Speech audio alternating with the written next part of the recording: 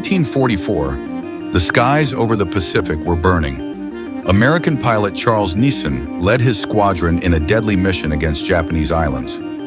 At just 24, he had already seen what no man should ever see: a war from above.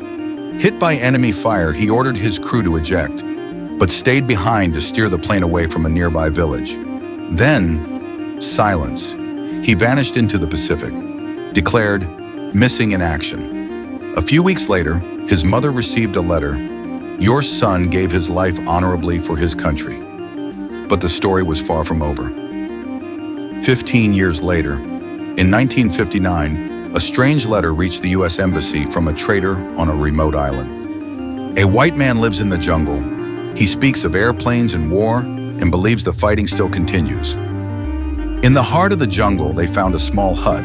On its walls were maps drawn by hand, pieces of a plane, and notes in faded ink. Then, a thin man emerged, his beard gray, holding a rusted rifle. Man, who are you? The war isn't over yet. It was Charles Nisson, alive. For 15 years, he survived on fruit and rainwater, convinced Japan still fought on. Every sound of an airplane was another air raid. Every passing boat, an enemy trap. When his old comrade arrived and showed him photos of their base, long destroyed, Charles finally understood. He dropped to his knees, whispering, "I thought I was the last one left alive." He returned home in 1960, a hero to the world but a stranger to himself. At night, he'd look at the sky and say softly, "Up there, I wasn't afraid."